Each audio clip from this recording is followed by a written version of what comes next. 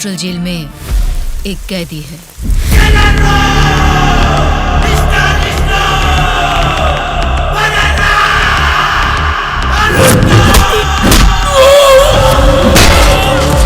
नाम क्या है उसका? दुर्गा।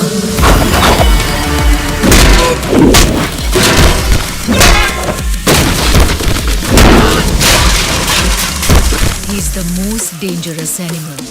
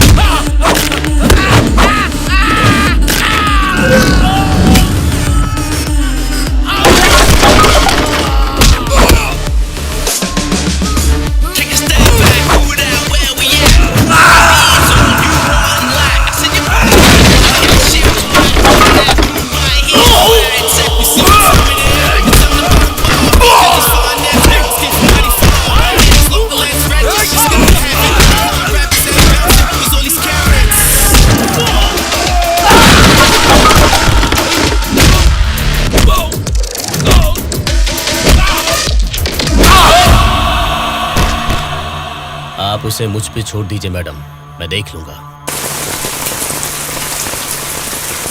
ये जेल है, कोई पबजी खेलने का ग्राउंड नहीं, समझ गया?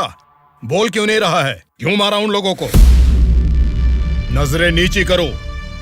कायदे में रहोगे तो फायदे में रहोगे मुन्ना, नहीं तो मेरे बारे में तुम जानते नहीं हो, सीधे तिहाड़ जेल में फेंक दूंगा। ए, तुम लोग क्या देख रहे हो? इसे ले जाके सेल में डाल दो। जेलर साहब। क्या हुआ बादशाह, बात क्या है? मैं अपने 10 छोकरों को आपके जेल भेज रहा हूँ। इस बार किसे टपकाना है? दुर्गा नाम है उसका। दुर्गा बोले तो वो सरकारी पार्टी का आदमी है ना? हाँ साहब, वही है। उसको उड़ाने के लिए अपोजिशन वालों से कितना लिया है और उसमें मेरा कमीशन कितना है? हमेशा की तरह आपके अकाउंट में ट्रांसफर हो जाएगा। स्टेट में इस बार भी हमारी सत्ता आने वाली है, इसलिए कल मेरे फार्म हाउस पर आप सबके लिए एक पार्टी रखी है। Hello. Sir, CM sir, central jail से जेलर मधुसूदन बोल रहा हूँ सर। आपको एक खास बात बताने के लिए ही मैंने फोन किया। क्या बात है, बोलो। जेल में आए हुए आपके लोगों को मारने के लिए अपोजिशन वालों ने सुपारी दिया है सर। अगर आपको आपके लोगों की जरूरत नहीं है तो मैं बीच में नहीं आऊंगा, लेकिन अगर आपको इनकी जरूरत अभी भी है तो अपनी जान पर खेलकर भी मैं उन्हें बचा लूंगा। अब आप बताइए, आप किन लोगों को मैं बचा लूं या फिर उनके हवाले छोड़ दूं? मुझे जरा 10 मिनट का टाइम दीजिए। ठीक है सर, मैं आपके कॉल का इंतजार करूंगा। बहुत बड़ा अमाउंट खर्च हो सकता है सर। वो मैं देख लूंगा। सर, मेरा एक छोटा सा डाउट है सर। क्या डाउट है? आपने दुर्गा को मरवाने के लिए पैसे लिए थे ना, अब बचाने के लिए पैसे ले रहे हैं। ये बात मेरे पल्ले नहीं पड़ी सर, मुझे थोड़ा कंफ्यूजन हो रहा है। पागल कहीं। इसी को अंग्रेजी में पॉलिटिक्स बोलते हैं और हमारी भाषा में बोलते हैं राजनीति, समझे?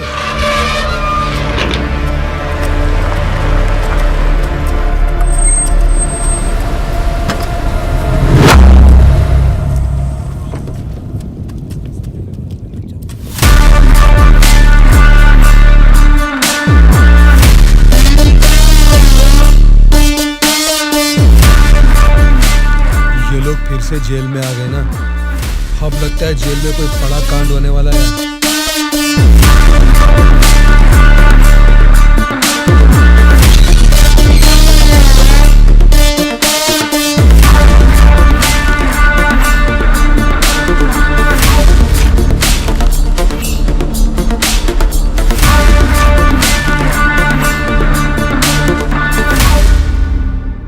उसे कब मारने का सोचा है? हो सके तो आज ही। आज छोड़ देना, कल विजिटिंग आवर्स है, मुमकिन नहीं होगा। परसों मारने का प्लान बनाओ। ठीक है फिर, लेकिन एक बात अच्छी तरह से समझ लो, दुर्गा को मारने के लिए मैं तुम लोगों को आधे घंटे का टाइम दे सकता हूँ। आधे घंटे में ही काम निपटाना होगा, और अगर नहीं मार सके तो उसे दोबारा मारने का मौका नहीं मिलेगा। जाओ।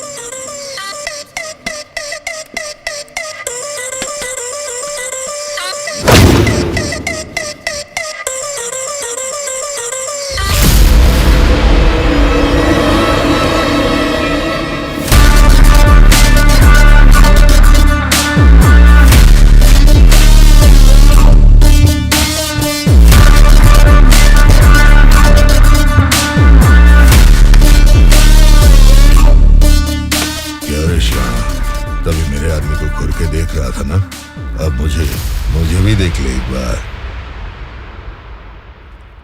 ए, बहरा है क्या?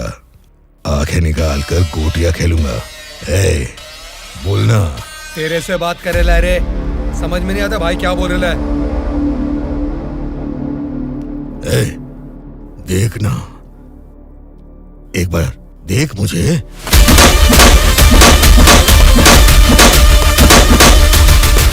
मेरे बारे में तुम जानता नहीं हो, सीधे तिहाड़ जेल में फेंक दूंगा।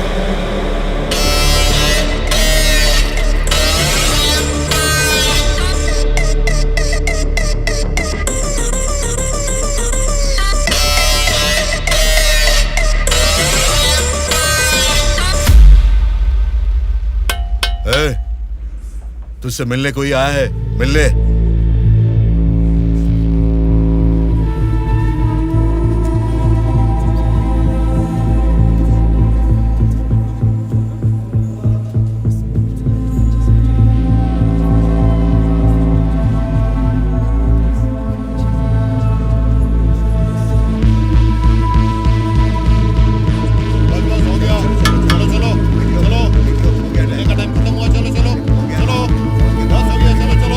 चलो, चलो टाइम हो गया। चल शिवा तू निकल, ठीक मैं है बाद यार, में ध्यान रख अपना।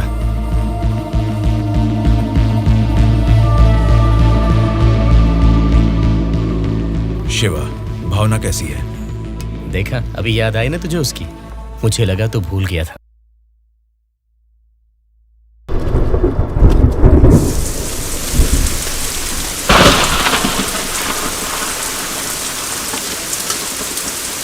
वो दुर्गा वॉशिंग एरिया में है, बिना गड़बड़ किए उसे टपका देना।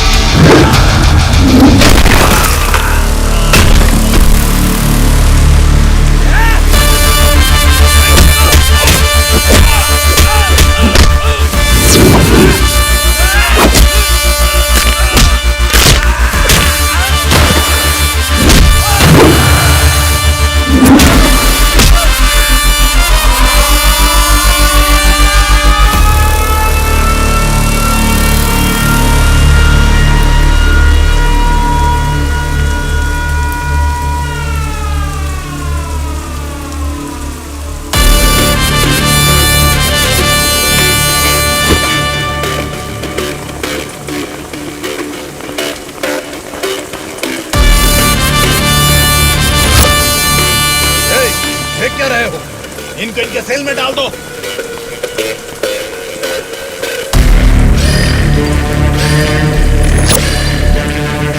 जेलर साहब। यो बादशाह, तुम और 10 लोगों को भेजोगे ना तो भी जेल में उस दुर्गा को नहीं मार सकोगे।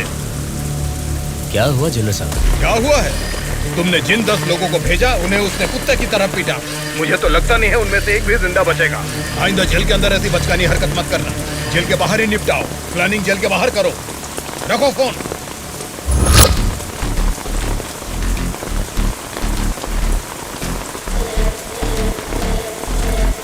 आपने जो यकीन मेरे ऊपर किया था, मैं उससे निभा नहीं पाया मैडम।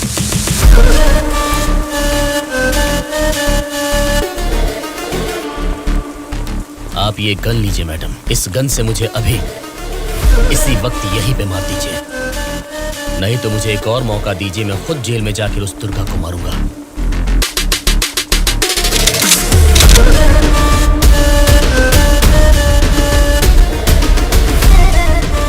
अगले हफ्ते इलेक्शन के रिजल्ट आने वाले हैं।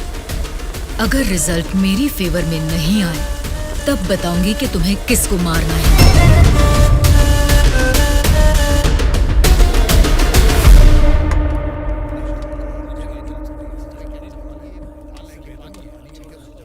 मेरा नाम दुर्गा है। सूर्या। कल मुझे बचाने के लिए थैंक्स।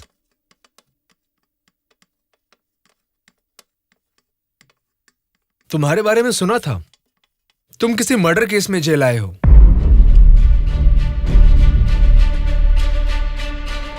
सूर्या, अगर तुम मेरे साथ काम करना चाहते हो तो कहो, मैं तुम्हें इस जेल से बाहर निकाल सकता हूँ और तुम्हारे ऊपर जितने केसेस हैं वो सब मिटा सकता हूँ। वो कैसे? मेरी सरकार में अच्छी जान पहचान है। अगर तुम हमारे साथ काम करना चाहते हो तो कहो, हमारी पार्टी सत्ता में आते ही तुम्हारे ऊपर से सारे केसेस हटवा दूंगा। तुम सच में मेरे ऊपर से वो केस निकलवा दोगे तो मैं तुम्हारे साथ मिलकर कुछ भी करने के लिए रेडी हूं। तो आज से हम दोनों फ्रेंड्स।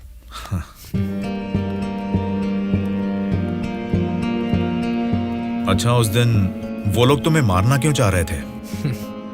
ऑपोजिशन वाले तो मुझे कई दिनों से मारने की कोशिश कर रहे थे, क्योंकि उन्हें इस बार जेल में मौका मिल गया, इसीलिए वो मुझे मारने आ गए।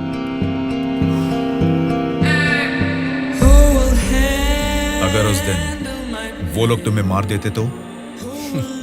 क्या होता? जेल में तुम्हारे जैसे अच्छे फ्रेंड को खो देता।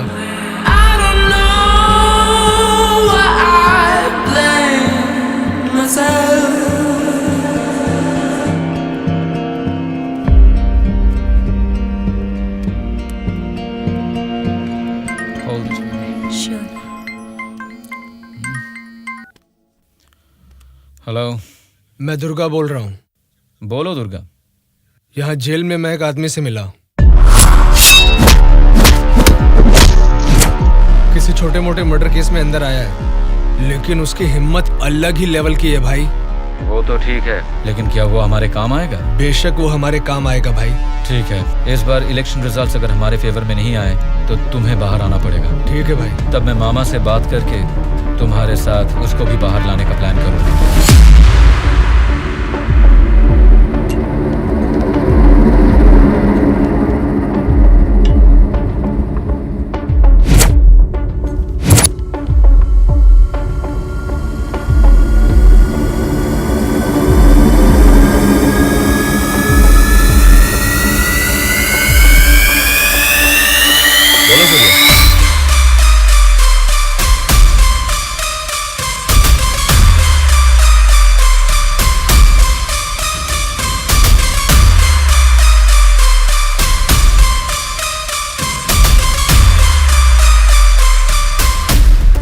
देखो सूर्या, ये सोसाइटी नहीं बदलेगी, ना ही जनता।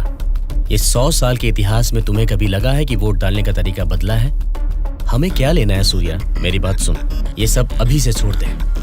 देखो शिवा, जैसा तू बोल रहा है ये समाज नहीं बदला होगा, पब्लिक ने वोट देने का तरीका भी नहीं बदला होगा, लेकिन पब्लिक को पालने वाले नेता लोगों को हमें बदलना है यार।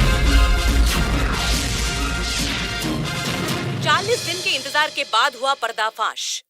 जीते हुए उम्मीदवार जश्न मना रहे हैं तो हारे हुए उम्मीदवार उसकी वजह ढूंढने में जुट गए हैं। जनता के वोट ये बता रहे हैं कि उन्हें किसी से कोई बैर नहीं, दोनों मेजर पार्टियों को इलेक्शन में लगभग एक समान वोट मिले हैं।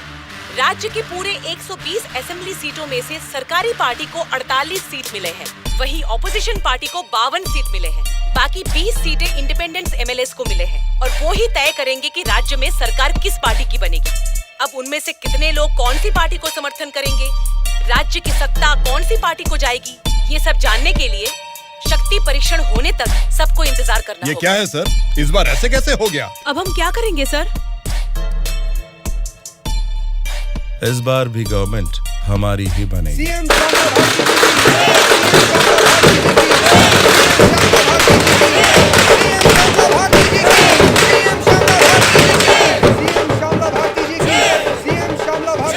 मैडम, इस बार सरकारी पार्टी से आपकी पार्टी लीड में है, इस बारे में आपका क्या कहना है? जनता को अब हमारे ऊपर यकीन आ गया है, इसलिए इस बार हमारी पार्टी लीड में है। Thank you. श्यामला भारती जी की, सीएम श्यामला भारती जी की, सीएम श्यामला भारती जी की, सीएम श्यामला भारती जी की, सीएम श्यामला भारती जी की, सीएम श्यामला भारती जी की, सीएम श्यामला भारती जी की, सीएम श्यामला भारती जी की।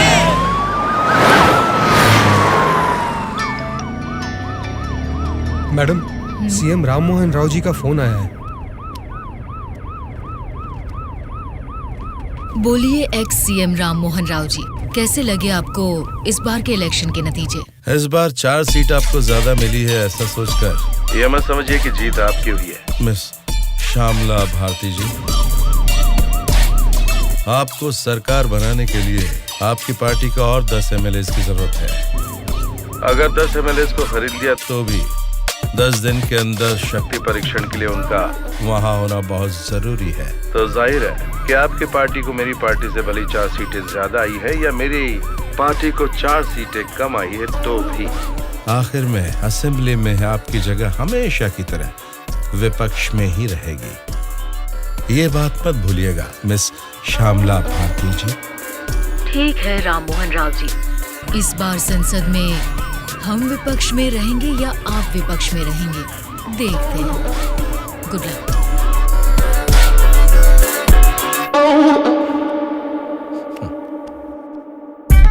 ये जानते हुए कि हमारी पार्टी लीड में है, ये राम मोहन राव कॉन्फिडेंटली कह रहा है कि हमारी पार्टी जीत नहीं सकती। इससे ये साफ पता चलता है कि हमारी पीठ पीछे साजिश हो रही है। हम एक लीडिंग पार्टी है, हमें हमारी पार्टी को सत्ता में लाने के लिए उन 20 इंडिपेंडेंस को हमारी पार्टी में लाने का कोई न कोई तरीका ढूंढना होगा। हमें उन 20 लोगों को जल्द खरीदना होगा मैडम, और उसका केवल एक ही रास्ता है। कौन सा रास्ता? अनंतगिरी में 20 साल से ना हारने वाले कल्याण प्रसाद को हमें सबसे पहले खरीदना होगा मैडम। उसी को क्यों? वही किंग मेकर है मैडम। जितने भी 20 इंडिपेंडेंट उम्मीदवार है वो सब उसी के हाथ में रहते हैं। तो फिर जल्द से जल्द बुलवाइए उसे। कल्याण प्रसाद को फोन करके कहो कि तुरंत मेरे फार्म हाउस पर आकर मुझसे मिले। ओके? ठीक है सर।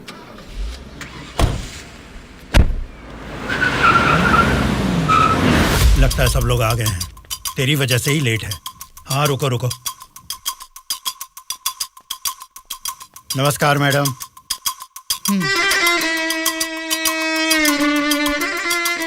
मैडम, डायरेक्टली पॉइंट पर बात करेंगे, इससे दोनों का टाइम बचेगा।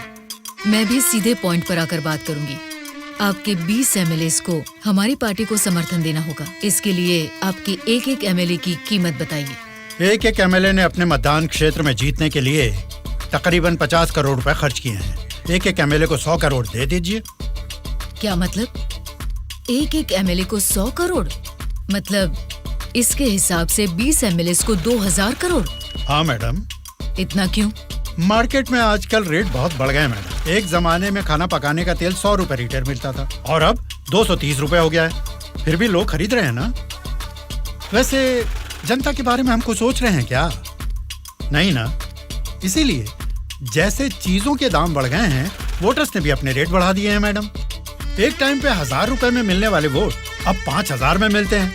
यहाँ कोई भी कैंडिडेट को देख के वोट नहीं डालता मैडम, वो वोट डालता है कैश देखकर ही। मतलब आपके एमएलएस को हमारी पार्टी को समर्थन देना है तो आपको 2000 करोड़ देने होंगे, सही कहा? 2000 करोड़ नहीं मैडम। तो फिर? 2500 करोड़। मतलब 2500 करोड़ रुपए? यस। वो 500 करोड़ किसके लिए? वो मेरा कमीशन है मैडम। आपका कमीशन 500 करोड़ है? जी मैडम, मैं आपको कोई प्याज टमाटर थोड़ी ना बेच रहा हूँ। इस राज्य की सत्ता 5 साल के लिए दे रहा हूँ आपको। इसके बदले में एक छोटी सी 500 करोड़ की रकम कमीशन लेने में कोई गलती नहीं है madam.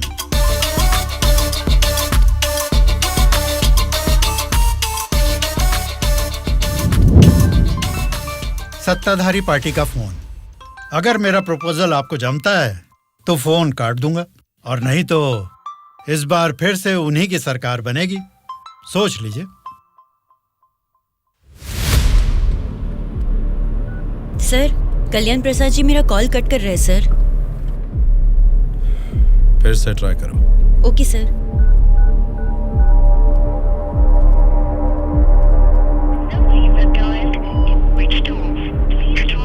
Sir, phone switch off आ रहा है सर।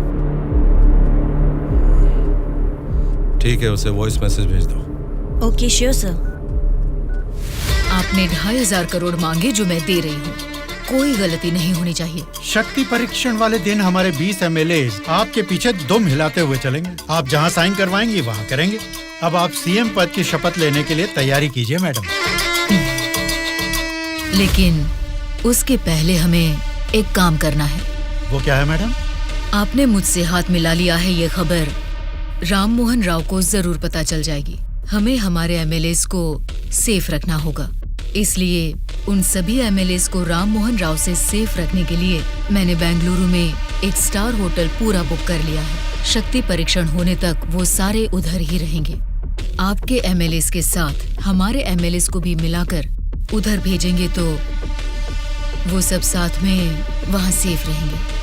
आपकी बात सही है मैडम, पर उस राम मोहन राव के डर से सिटी से इतनी दूर बेंगलुरु में एमएलएस को रखने की जरूरत नहीं है मैडम। वो क्या है ना, शहर के बीचों बीच मेरे कंट्रोल में एक जगह है जिसके बारे में किसी को नहीं पता। ये 10 दिन हम अपने एमएलएस को वहीं छिपाएंगे तो टाइम भी सेव होगा और अपने लोग अपने ही साथ हैं, ये भरोसा भी रहेगा। लेकिन उतनी सेफ प्लेस इस सिटी में कहाँ है? सॉरी मैडम, शक्ति परीक्षण होने तक उस जगह के बारे में मैं आपको भी नहीं बताऊंगा। ठीक है, फिर आपके एमएलएस के साथ हमारे एमएलएस को भी आपकी बताई हुई जगह पर भेजूंगी। देखना कोई भूल ना हो। Okay madam. सत्या। हाँ सर। सर, श्यामला भारती जी ने कल्याण प्रसाद जी को 2,500 करोड़ में खरीद लिया। अब हमारी हालत क्या होगी सर? हमारी सरकार गिर गई क्या? सर, इलेक्शन में मैंने 100 करोड़ खर्च किया। अब मेरा क्या होगा सर? बताइए सर। क्या होगा? बस चुप हो जाओ। परेशान होने की जरूरत नहीं है। शक्ति परीक्षण में अभी टाइम है। मैं जानता हूं मुझे क्या करना है। आपकी बात मुझे समझ आ गई। अभी मुझे क्या करना है बोलिए। अनऑफिशियली किसी भी हालत में दुर्गा मुझे जेल से बाहर चाहिए, चाहे जितने भी पैसे लग जाएं। तुरंत जेलर से बात करके काम को अंजाम दो। ठीक है मामा, पर एक रिक्वेस्ट है। बोलो क्या है? दुर्गा के साथ एक और आदमी को जेल से बाहर निकलवाना है मामा। कौन है वो? उसका नाम है सूर्या। उसकी गट्स, उसकी हिम्मत, वो अलग ही लेवल की है। हो सकता है, लेकिन किसी भी अनजान आदमी के ऊपर इस तरह से आंख मूंद कर भरोसा कैसे कर सकता? ये स्टेट गवर्नमेंट का मामला है। अगर कुछ गलत हो गया तो मेरा पूरा पॉलिटिकल करियर खत्म हो जाएगा। मेरा यकीन कीजिए मामा, हमारे गवर्नमेंट को गिरने से बचाने के लिए इस ऑपरेशन में दुर्गा से ज्यादा वो ही एक्टिवली काम करेगा। ठीक है, अगर तुम उसकी इतनी तारीफ कर रहे हो तो काम खत्म होते इन दोनों को फिर से जेल में डाल दूंगा। मैं भी उससे जरूर मिलना चाहूंगा।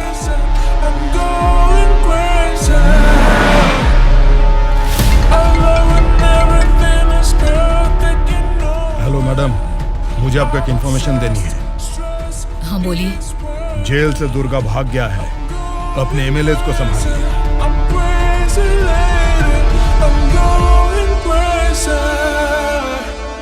इनको अभी छोड़ के आपने वो पार्टी को इन्फॉर्मेशन क्यों दे दिया सर?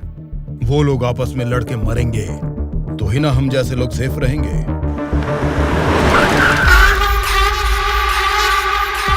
आज रात यहीं पे रुकना। कल सवेरे 8 बजे मामा से मीटिंग हो सकती है। कॉल आते ही यहाँ से निकल जाना। मैडम, कल रात ही मैंने अपने सभी लोगों को सेफ जगह पर शिफ्ट किया है और यहाँ वो सारे लोग बहुत ही एंजॉय कर रहे हैं। वो ठीक है, पहले मेरी बात सुनिए। बोलिए मैडम। सरकारी पार्टी वाले जेल से उस दुर्गा को बाहर लेकर आए हैं, ये इन्फॉर्मेशन आई है। मैं नहीं जानती तुम क्या करोगे। हाँ?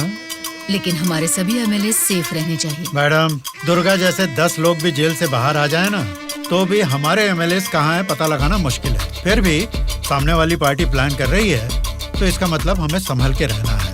आप टेंशन मत लीजिए, शक्ति परीक्षण होने तक उनको ही नहीं, आपको भी आपके एमएलए कहाँ है पता नहीं चलेगा। ऐसा प्लान किया है। ठीक है, जो भी करो संभाल कर।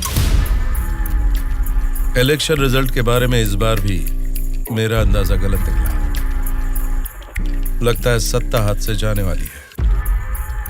तुम दोनों को क्या करना है ये तुम सोचो, चाहे जितने पैसे खर्च हो जाएं, लेकिन उस श्यामला ने जिन 20 इंडिपेंडेंट एमएलएस को खरीदा है वो किसी भी तरह मुझे चाहिए। तुम लोगों का क्या प्लान है, बताओ क्या करोगे? उन सबको किडनैप करेंगे सर। किडनैप? हाँ सर। 20 एमएलएस को किडनैप करना तुम्हें स्कूल के बच्चों को किडनैप करने के जैसा लग रहा है क्या? 20 एमएलएस नहीं सर, ऑपोजिशन एमआईयू को मिलाकर पूरे 72 एमएलएस हैं सर। क्या 72 लोग? आपकी पार्टी से जीते हुए 48 एमएलएस के साथ पूरे 120 एमएलएस को आपके बेंगलुरु वाले फार्म हाउस में बिना बंदी बनाए इस बार आप सीएम नहीं बन सकते हैं सर। ऑपोजिशन एमएलएस तक तो ठीक है, लेकिन हमारे एमएलएस क्यों?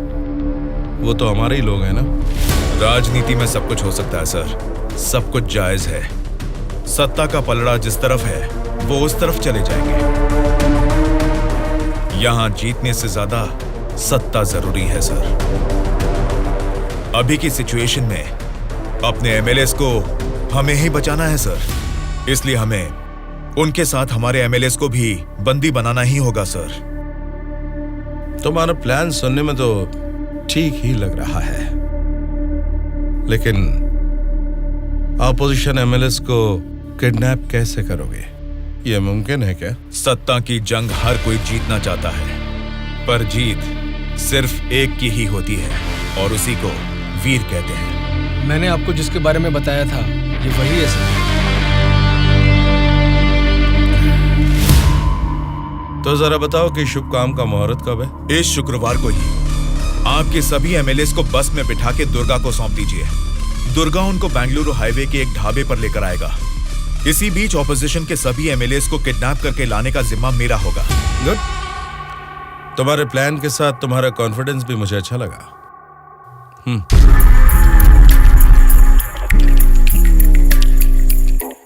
इस बैग में 2 करोड़ है, इसे सिर्फ एडवांस ही समझो।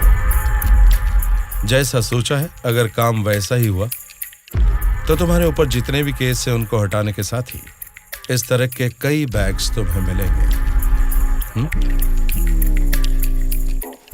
इस बार भी आप ही सीएम पद की शपथ लेंगे, उसके लिए तैयार रहिए।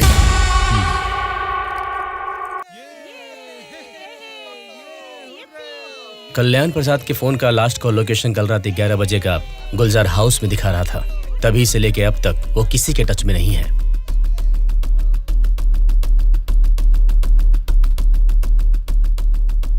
तो फिर वो पक्का गुलजार हाउस में ही है।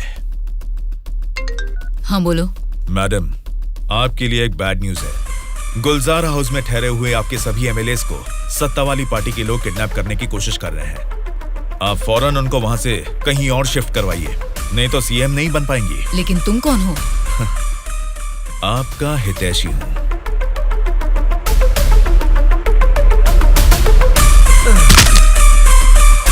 चलिए बैठिए आप लोग अंदर।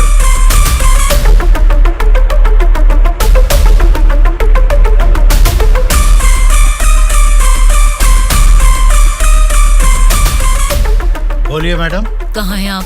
मैं नहीं बता सकता। मैं सीरियसली कुछ पूछ रही हूँ, उसका सीधा जवाब दीजिए। मैं भी सीरियसली ही बोल रहा हूँ मैडम, नहीं बता सकता। आप सब गुलजार हाउस में हैं, ये बात मैं अच्छी तरह से जानती हूँ। वो कैसे मैडम? गूगल मैप पे भी सर्च करने पर इस जगह के बारे में किसी को पता नहीं चलता। सिर्फ मुझे ही नहीं बल्कि सरकारी पार्टी वालों को भी पता है कि आप सब कहाँ छुपे हो। अब क्या करें मैडम? उनके वहाँ पहुँचने से पहले निकलो वहाँ से और अपने साथ सभी एमएलएस को वहाँ से शिफ्ट कर दो। लेकिन अभी के अभी इतने एमएलएस को कहाँ शिफ्ट करेंगे मैडम? मैं बस भेज रही हूँ, मेरे बैंगलोर वाले रिसोर्ट में शिफ्ट हो जाओ। समझ गए तुम? समझ गया।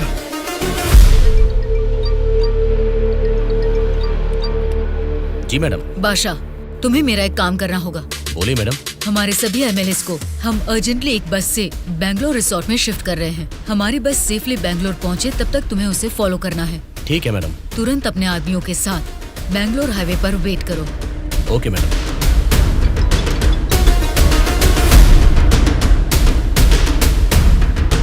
हेलो मैडम, मैं ट्रैवल एजेंसी का बस ड्राइवर बोल रहा हूँ मैडम। कहाँ पहुँचे तुम? मैं बिल्कुल सही लोकेशन में पहुँच गया हूँ मैडम। ठीक है, हमारे लोग वहाँ आएंगे, वेट करो। ठीक है मैडम।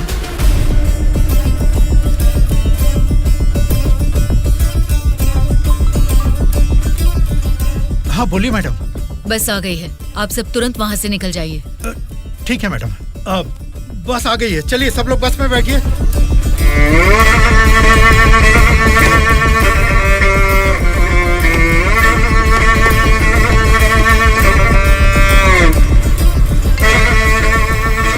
मैडम सब लोग बस पे चढ़ गए मैडम।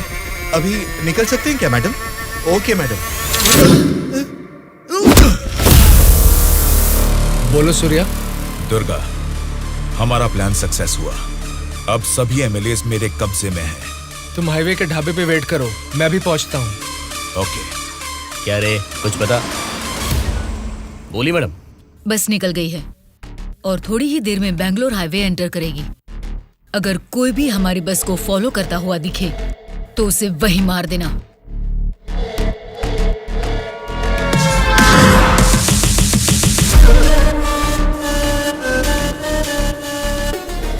मैडम, हमारे एमएलएस की बस अभी सामने से क्रॉस हो गई है। तुम ध्यान से हमारी बस को फॉलो करना, ठीक है? ठीक है मैडम। ए चलो रे।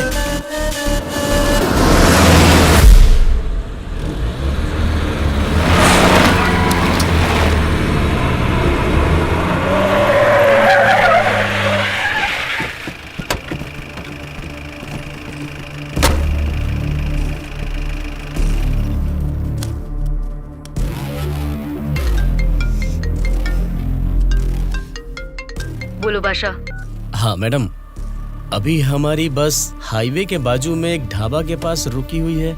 नाइट जर्नी है ना बादशाह, चाय कॉफी पीने के लिए रुके होंगे। अब इतना भी फोन करके बताओगे? Madam madam. अब क्या हुआ बादशाह? हमारे बस के पीछे ही एक और बस आके रुकी है। और एक बस? हाँ मैडम, देखने में तो सरकारी पार्टी की एमएलए की बस लग रही है। क्या सरकारी पार्टी के एमएलए की बस? हाँ मैडम, पक्का उन्हीं लोगों की बस है मैडम। सच में? लेकिन उनकी बस वहाँ क्यों आई है? पता नहीं चल रहा मैडम। जैसे हम अपने एमएलएज को बैंगलोर भेज रहे हैं, वैसे ही वो अपने एमएलएज को शायद किसी सेफ जगह पर भेज रहे होंगे। हो सकता है, फिर भी दोनों बस एक ही जगह पर एक ही समय पर ये कैसे हो सकता है? तुम एक काम करो बादशाह, हमारे एमएलएज की बस वहाँ से सुरक्षित निकल जाए, तब तक उनकी बस पर तुम कड़ी नजर रखना। ठीक है मैडम।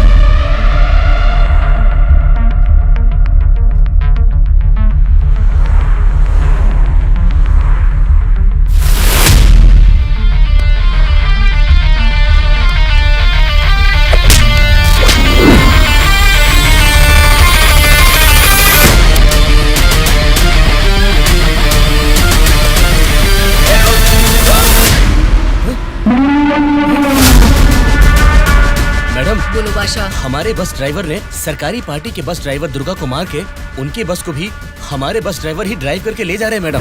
व्हाट? उनकी बस को हमारे ड्राइवर क्यों ले गए हैं? मुझे भी कुछ समझ में नहीं आ रहा मैडम। ठीक है, मैं अपने ड्राइवर को फोन करके पता लगा लूंगी। पहले तुम हमारी बस को फॉलो करो। Okay madam.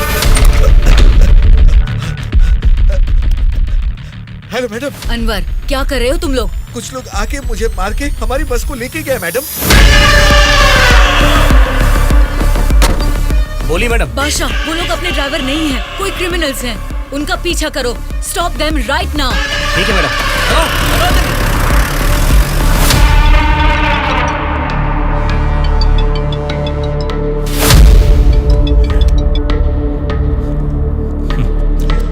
बोलिए श्यामला जी, इस वक्त कैसे याद किया? बड़े रिलैक्स्ड मूड में लग रहे हैं आप। एक शॉकिंग न्यूज सुनाऊं आपको? बताइए क्या है वो? अभी तक मैंने सोचा कि संसद में आपके और मेरे बीच में स्पर्धा है, लेकिन हमारी इस स्पर्धा में किसी तीसरे ने एंट्री ली है।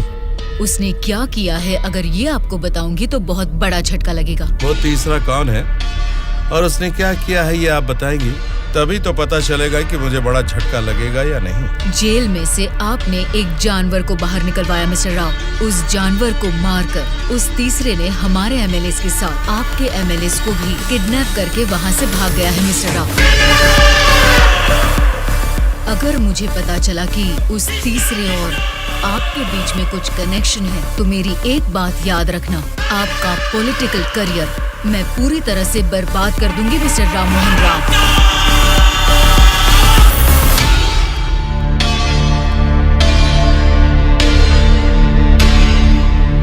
क्या हुआ मामा? उस दुर्गा को कॉल कर।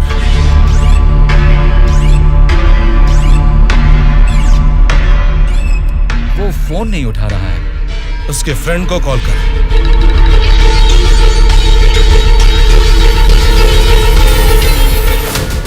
मेरे पॉलिटिकल करियर में ये फर्स्ट टाइम है जब मैंने किसी पर यकीन करके धोखा खाया।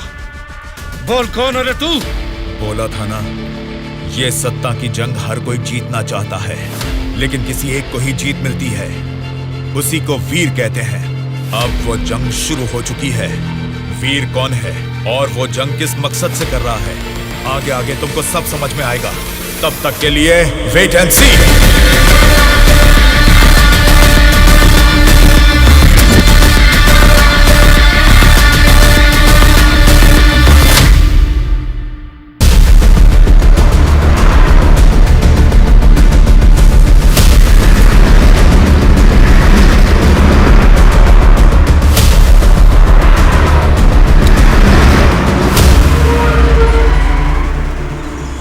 ये कौन सी जगह है?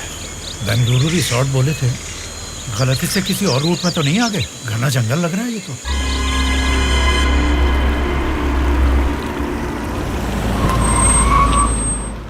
सर वो क्या है कि तुम पर भरोसा करके काम सौंप दिया, इसके लिए तो मुझे खुद को जूते मारने चाहिए।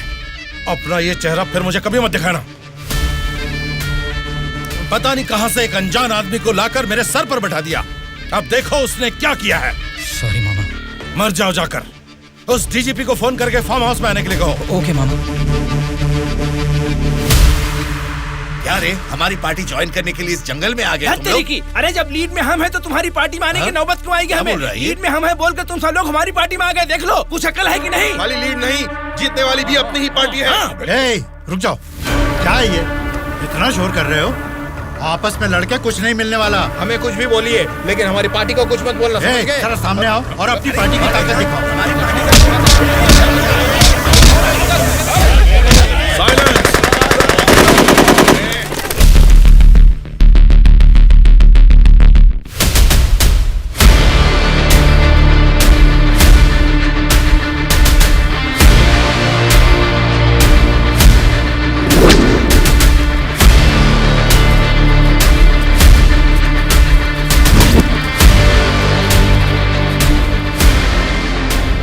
क्या सोच रहे हो? जैसे जी में आ रहा चिल्ला रहे हो, अपनी मर्जी से आपस में लड़ रहे हो। ये तुम्हारी असेंबली नहीं है, ये जंगल है। मेरा जंगल, मेरा जंगल, मेरा जंगल। यहाँ कोई स्पीकर नहीं होगा, माइक नहीं होगा, ना ही वॉकआउट होगा। हम सब हाईवे से तकरीबन 250 किलोमीटर की दूरी पर घने जंगल में हैं। बेटा, तुम लोग नेक्सलाइस्ट हो, माओइस्ट हो, टेररिस्ट हो, कौन हो बेटा तुम लोग? वो सब कहां से पैदा हुए हैं?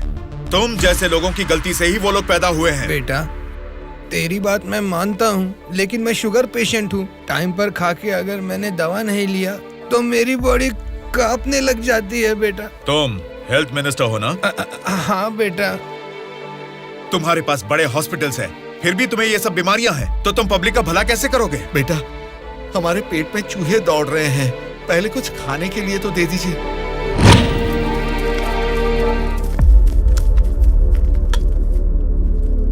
ये क्या खाना है? ये तो जेल के खाने से भी बदतर है। क्यों रे? तेरी राशन की दुकान में यही चावल तो बिकता है, फिर वो लोग कैसे खाते होंगे, कभी सोचा है?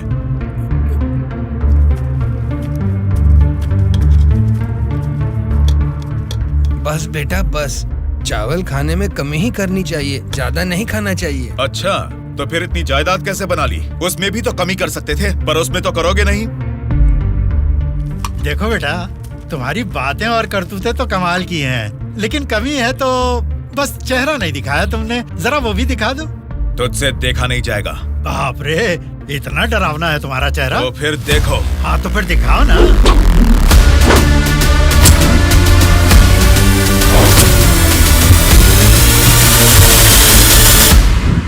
हमारी जिंदगी को लक्ष्य देता है ये महाविद्यालय, हमारे भविष्य को भी रचता है ये विद्यालय। स्वामी विवेकानंद ने कहा था कि देश का भविष्य युवा पीढ़ी के हाथों में है, लेकिन युवा होने के नाते हम क्या कर रहे हैं? देश के भविष्य से मुझे क्या करना है, ऐसा बोलकर हम खुद ही को स्वार्थी बनाते जा रहे हैं। मतलब हमारा पढ़ाई करना, नौकरी करना स्वार्थ है क्या? प्रॉब्लम पढ़ाई के बारे में या जॉब के बारे में नहीं है बेटा, तो फिर देश के भविष्य के बारे में ना सोचना ही प्रॉब्लम है। इसीलिए तो हर 5 साल में हम वोटिंग करके नेता लोगों को चुनते हैं, ये सब काम तो उनका है। वही तो हम लोगों की गलती है, वोट देते हैं और भूल जाते हैं। एक स्टूडेंट की हैसियत से फैसला करना आपके हाथ में नहीं है, लेकिन बेहतर समाज का निर्माण करने का सामर्थ्य आप में है। उन लोगों को खड़ा करके पूछने का हक भी आपको है। जब आप लोग ऐसा करेंगे तब स्वामी विवेकानंद की बात सच होगी कि देश का भविष्य युवाओं के हाथों में है। जाल खरीदने के लिए पैसे देंगे, नाव खरीदने के लिए लोन देंगे। तुमसे यही वादा इलेक्शन से पहले किया गया था ना, लेकिन अब सत्ता में आकर 4 साल होने के बाद भी एक भी वादा पूरा नहीं किया। इसको आप कब तक सहेंगे और कितने दिन भुगतेंगे? इन एमएलएस को जीतने दीजिए और सवाल कीजिए।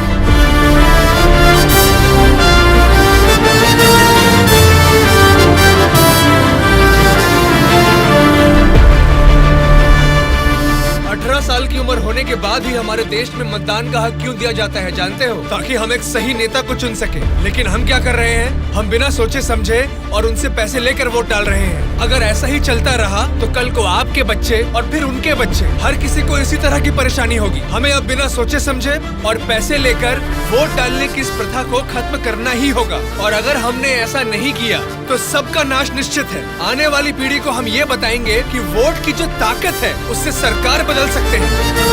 जनता की सच्चाई स्टूडेंट सर, आजकल जनता के सामने समाज के बदलाव की बातें करते रहते हैं सर। आजकल ये फैशन हो गया है सर। ठीक है। हाँ?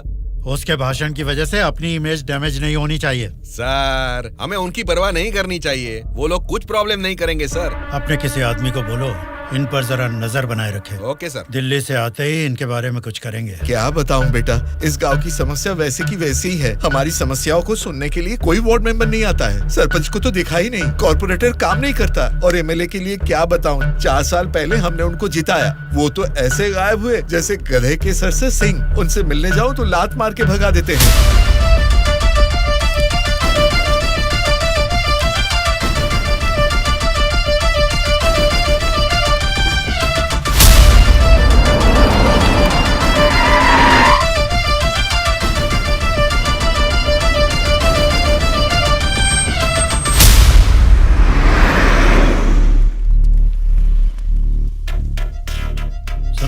हाँ सर। हम बगल वाली स्टेट में गए थे ना? हाँ सर। तो ये यूएस गए थे, ऐसा फ्लेक्सी क्यों लगा है? हाँ सर। चलो लगे रहने दो सर। फोटो अच्छी है। लगाया किसने इसको? और कौन सर, वो स्टूडेंट्स ही हैं।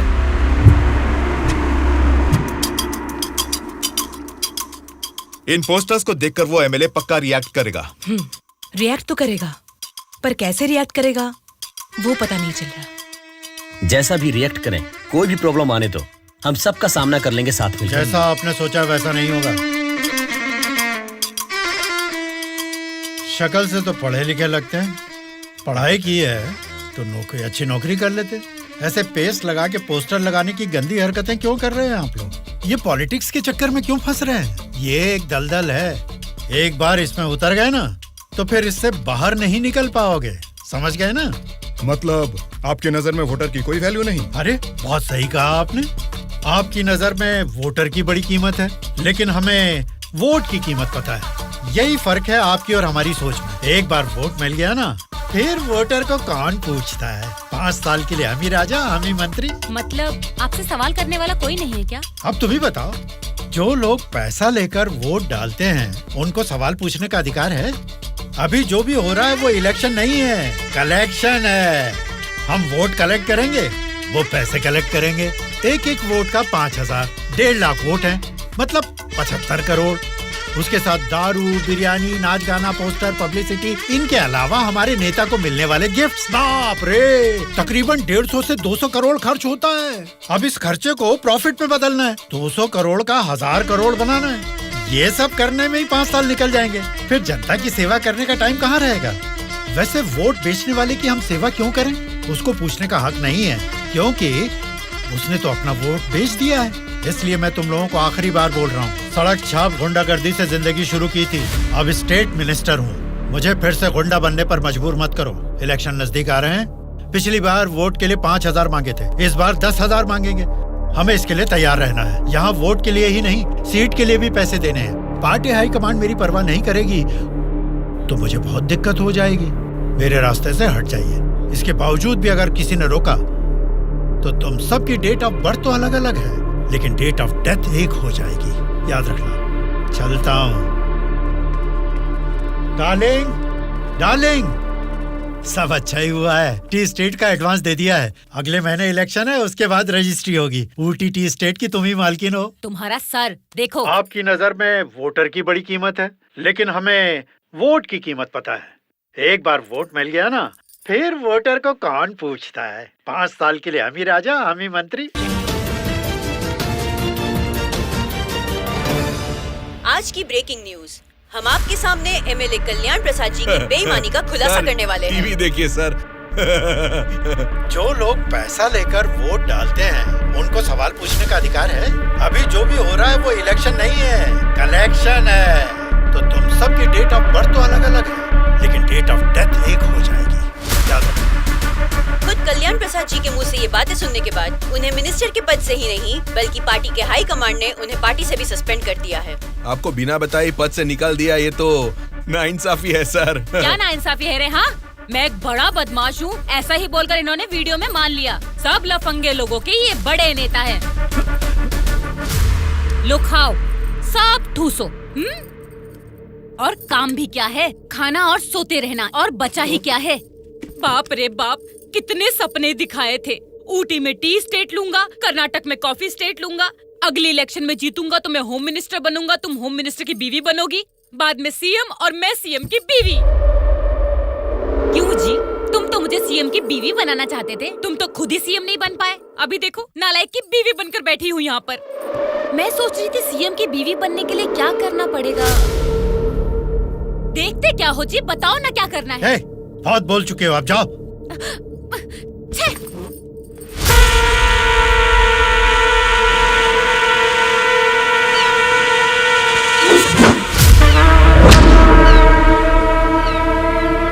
अरे क्या कर रहा है? निकाल उसे।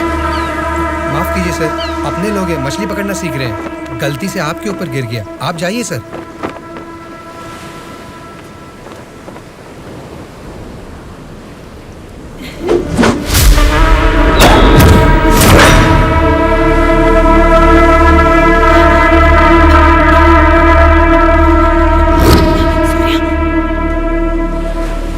सॉरी सर, मछली पकड़ते समय समुंदर में सब मछलियां तो नहीं पकड़ सकते ना सर।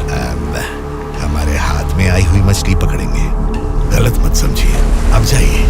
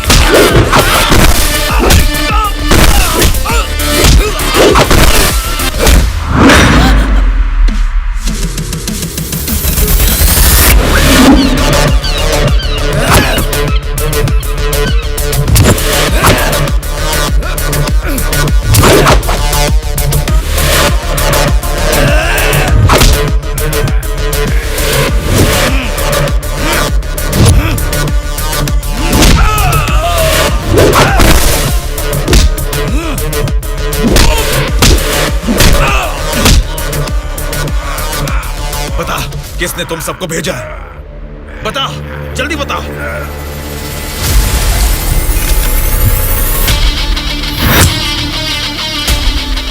इतना हैरान क्यों है? मरा हुआ आदमी तेरे सामने जिंदा कैसे खड़ा है, यही सोच रहा है ना तू? मुझे मारना तेरे बस की बात नहीं है, ना ही तेरे बाप से हो पाएगा। वोट देना हर एक का हक है, उसे पैसे देकर मत खरीदो। एमएलए एक रिप्रेजेंटेटिव होता है जो लोगों की समस्याओं को सरकार के पास लेकर जाता है, बल्कि ये नहीं कि वो उस क्षेत्र का राजा बनकर बैठे। जस्ट एक कर्मचारी है। तुम सब कुछ भूल गए हो, इसलिए याद दिलाने के लिए पोस्टर्स लगाए, लेकिन तुम तो समझ ही नहीं पाए। अब तक तो तुम्हें ही बदलने के बारे में सोचा था, इस चुनाव क्षेत्र के एमएलए को बदलने के बारे में नहीं। लेकिन अब बदलूंगा।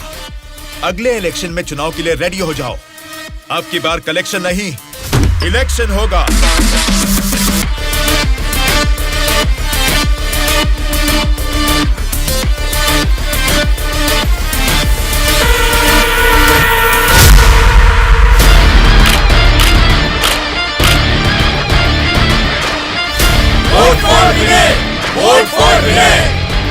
इसका नाम विनय है।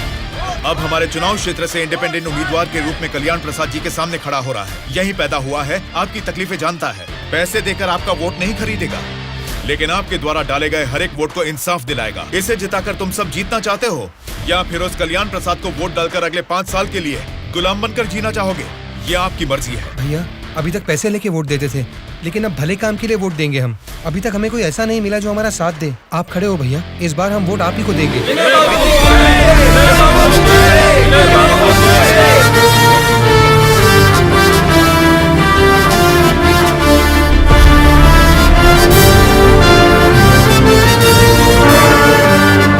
ऐसा क्या? यहाँ आप लोग बैठकर ताश खेल रहे हैं और वहाँ आपके सामने दूसरा लीडर खड़ा हो रहा है। देखो, पैसे लेकर वोट डालने वाली जनता के रहते हैं, इनकी परवाह नहीं करनी है। आपका बोया हुआ पेड़ आपको ही छांव देगा। आपका डाला हुआ वोट भविष्य का फैसला करेगा। अब किसे वोट देना है ये आप ही तय कीजिए।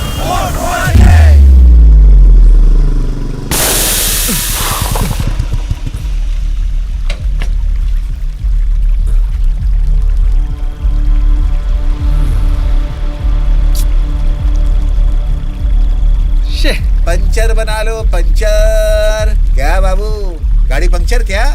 हाँ भाई, जरा अर्जेंटली जाना है, आप पंचर बना दोगे? बनाऊंगा ना। आगे जाके ये हमारे गांव का एमएलए बनेगा। पंचर थोड़ा खट से बना रे। तुम्हारे रोज जाने वाले रास्ते में अचानक तुम्हारी गाड़ी पंक्चर हो गई है, फर्क नहीं दिख रहा है क्या? उसके साथ जैसे गाड़ी पंक्चर हुई तभी पंक्चर वालों का हाजिर होना अजीब नहीं लग रहा है? वैसे तो इलेक्शन में खड़े होना भी अजीब बात है। आप तो एमएलए बन जाएंगे, असेंबली में चले जाएंगे, अपन तो इधर ही रह जाएगा ना। हम तो गुंडागर्दी ही करेंगे, और करेंगे भी तो क्या होगा? मारना, काटना, जलाना और बलात्कार करना। हम किसको मारेंगे, किसको काटेंगे जानते हैं? तेरे दोस्तों को। तेरे दोस्त सूर्या को बहुत बुरी मौत मारेंगे। बाद में बच्चों का कौन जानते हैं आप? आपके साथ घूमती है ना वो गोरी गोरी लड़कियां, जैसे चाहे मजे करेंगे, अय्याशी करके मुंबई रेड लाइट एरिया में जाके बेच देंगे उनको। सोच लेना। चलो रे।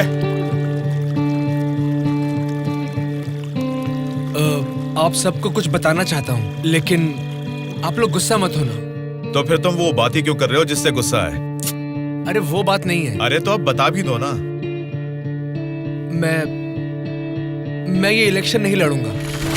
What? ए, सच सच बताओ, क्या तुम्हें किसी ने डराया? ऐसा कुछ नहीं है, मैं ये इलेक्शन नहीं लड़ूंगा बस। ए, तेरी आंखों में मुझे डर दिख रहा है। क्या बात है, बोल। हाँ यार, मैं डर रहा हूँ, तो अब क्या करूँ? अगर जान का डर था तो इस इलेक्शन में खड़ा होने के लिए तैयार क्यों हुआ? कल ही नॉमिनेशन की लास्ट डेट है। कल 3 बजे एमआरओ ऑफिस के पास हम सब तेरा वेट करेंगे।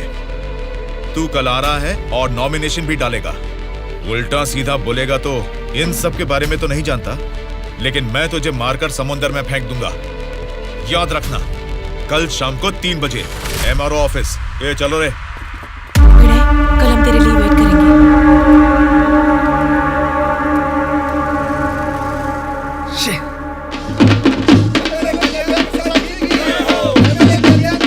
पता नहीं कहाँ रह गया? अपने आप को समझता क्या है वो? Phone is not reachable, message भी नहीं जा रहा।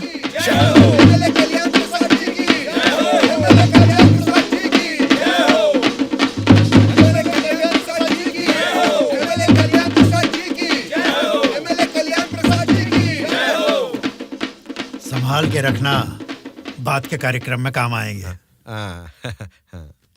नमस्कार वोटर महाराज, आपके अनमोल वोट आप मुझे ही देंगे ना? आप ही देंगे। अच्छा मुहूर्त निकलने से पहले नॉमिनेशन करके आता हूँ। नमस्ते।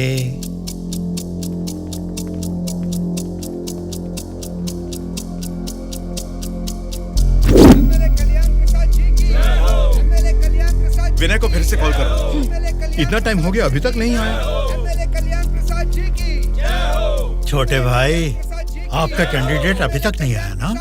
राहु काल शुरू हो चुका है।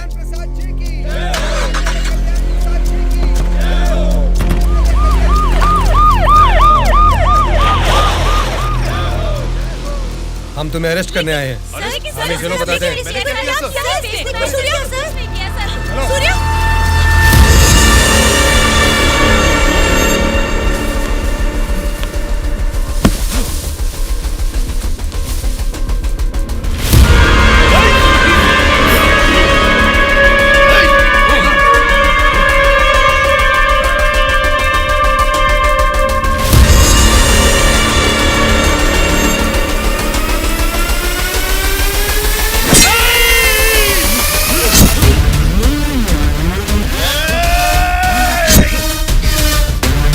क्या हो रहा है सर? फायर रख अपना।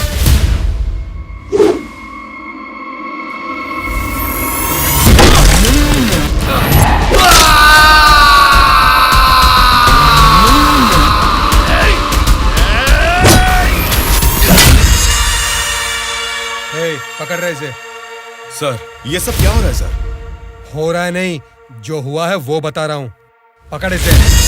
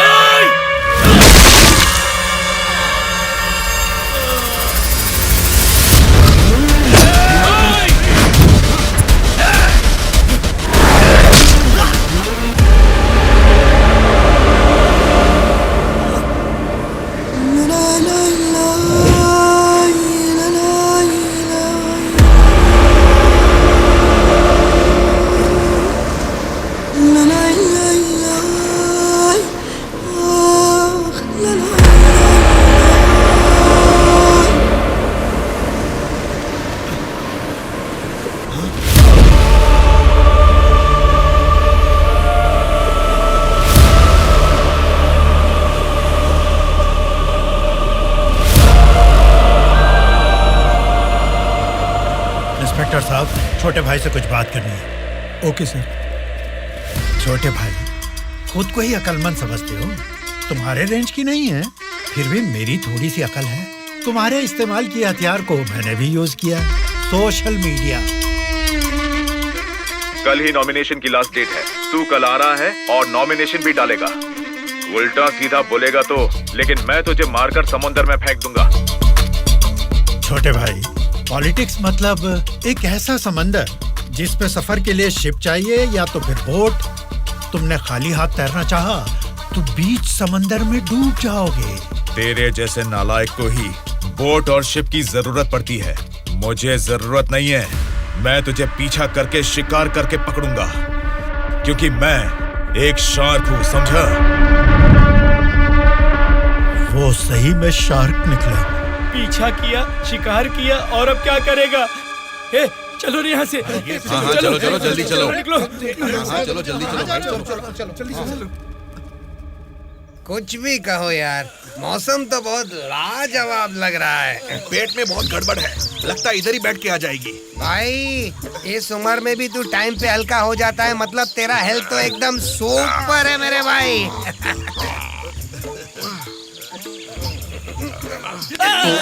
मेरा पेट गड़बड़ चल रहा है यार। मारे मर रहा हूँ, ऊपर से तुम लोग चला रहे हो? तेरी गोली से हम लोग डरने वाले नहीं है, समझा? ठंडे ठंडे पानी से नहाना चाहिए, जाना है या नहीं? तू पागल हो गया क्या? कोई अपना लीज खुला छोड़ के नहाता है क्या? मैं तो डर ही गया।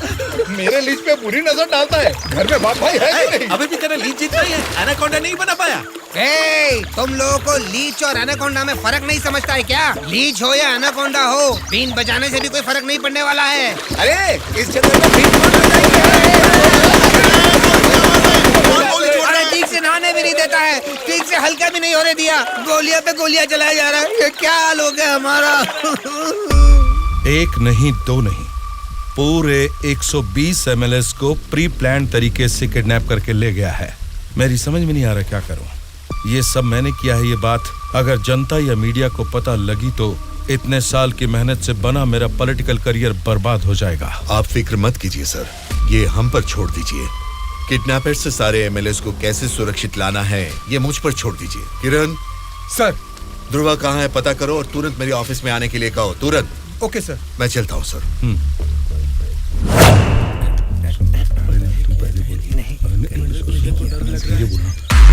मुझे तो डर लग रहा है। तुम ही बोलो। बेटा क्या है? आपके बारे में सब कुछ पता चल गया बेटा। सच में नाइंसाफी हुई है। मैं सच बोल रहा हूँ, लेकिन गलती तो उसने की है। फिर हम लोगों को यहाँ लेकर क्यों आए हो बेटा? चाहिए तो उसको अकेले रख लो और हम लोगों को छोड़ दो बेटा। ठीक है, तुम लोग कह रहे हो तो मैं तुम्हें छोड़ दूंगा। उससे पहले मैं तुम सबसे 3 सवाल पूछूंगा। अगर तुमने सही जवाब दिया तो मैं तुम सबको आज ही छोड़ दूंगा। पहला सवाल, आप में से सनी लियोन को कितने लोग जानते हैं? क्यों नहीं जानते सर, वो तो मेरी पसंदीदा फिल्म स्टार हैं। उसे देखे बिना मुझे नींद ही नहीं आती, समझे? दूसरा सवाल, पूजा हेगड़े को कितने लोग जानते हैं? पूजा हेगड़े का मैं बहुत बड़ा फैन हूँ बेटा। एक चुम्मा, एक चुम्मा, एक चुम्मा।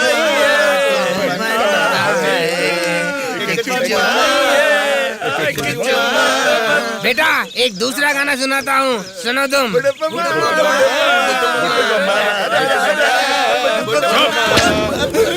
तीसरा सवाल, नारायण स्वामी को कितने लोग जानते हैं? भाई नारायण स्वामी ना, उनका व्रत मैं हमेशा रखता हूँ। तुम सनी लियोन को जानते हो? पूजा हेगड़े ने कितने एक्टर्स के साथ डांस किया ये भी जानते हो?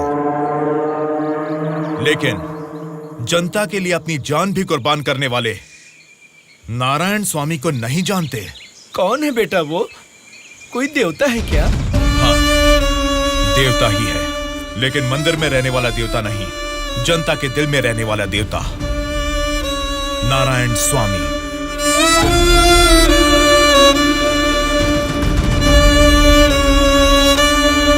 नमस्कार सर।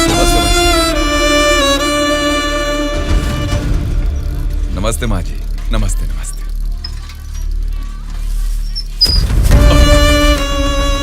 ये क्या किया बहन जी? क्या देख के पता नहीं चल रहा? कचरा है। हाँ वो तो पता चल रहा है, लेकिन कचरे की सही जगह तो कूड़ेदान होती है ना। तो आपने ये कचरा कूड़ेदान में डालने की बजाय यहाँ सड़क पर क्यों फेंक दिया? हमेशा कूड़ेदान में ही डालती हूँ, आज ही जस्ट मिस हो गया। वो अच्छा, अंग्रेजी बोलना जानती हो, लेकिन ये नहीं जानती कि कचरे को कूड़ेदान में डालना चाहिए। ये सब करने से ही बीमारियाँ फैल रही हैं और इंसान बीमार होते जा रहे हैं। जरा उधर देखिए, कूड़ेदान में पूरा कचरा भरा हुआ है। उसे निकालने वाला म्युनिसिपैलिटी से कोई भी दिखाई नहीं दे रहा। 1 हफ्ते से बोल रहे हैं कि आएंगे, लेकिन अभी तक कोई नहीं आया। और तुम कह रहे हो कि मेरे कचरा फेंकने से बीमारी आ जाएगी? हाँ?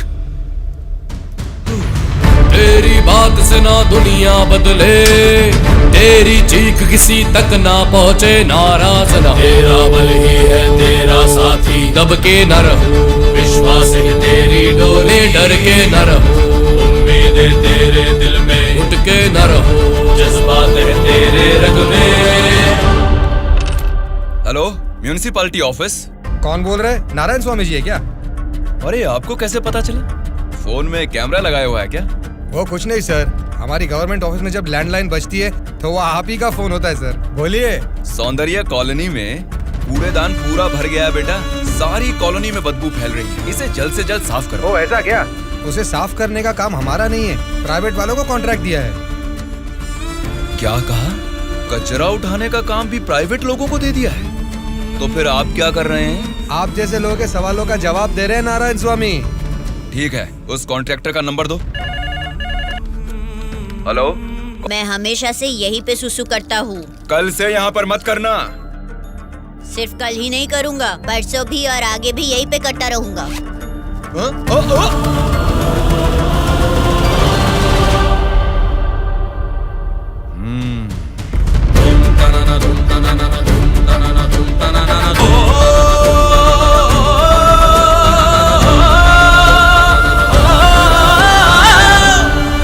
क्या हुआ? क्यों नहीं पेशाब किया? तुम अच्छे लड़के हो, इसीलिए नहीं कर पाए। ये एक बीज है। ऐसे क्या देख रहे हो? इसको फेंक दोगे तो मिट्टी में मिल जाएगा, लेकिन अगर इसे बो दोगे तो उसी मिट्टी को फाड़कर ये जल्द ही पौधा बन जाएगा। तुम इस बीज जैसे ही हो बेटा। ये बीज एक बड़ा वृक्ष बनेगा, खाने को फल देगा। अगर नहीं भी दे पाया तो कम से कम 10 लोगों को छांव देगा, बारिश लाएगा। अगर तुम इसे बो दोगे तो ये बीज बड़ा होके तुम्हारे बाद भी तुम्हारा नाम रोशन करेगा। अब इसे बोना है या फेंक देना है, तुम्हारी मर्जी है।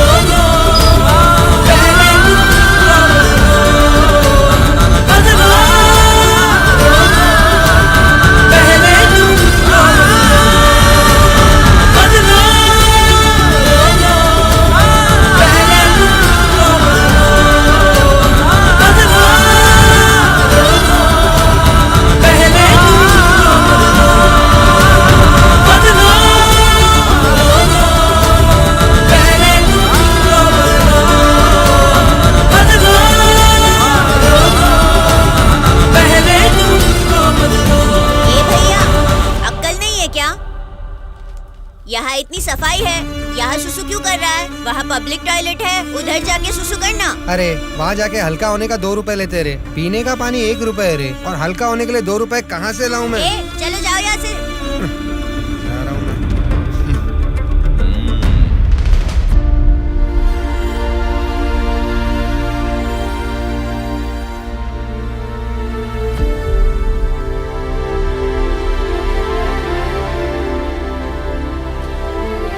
बेटा, राष्ट्रीय झंडे को उल्टा नहीं लगाते, गलत बात। राष्ट्रीय झंडे को ऐसे लगाते हैं, ऊपर केसरी, नीचे हरा। चलो झंडा फहराओ। क्या सोच रहे हो? तुम्हारा बोया हुआ बीज ही नहीं, मेरा बोया हुआ बीज भी बढ़ने लगा है, जल्द ही पेड़ बन जाएगा। चलो फहराओ।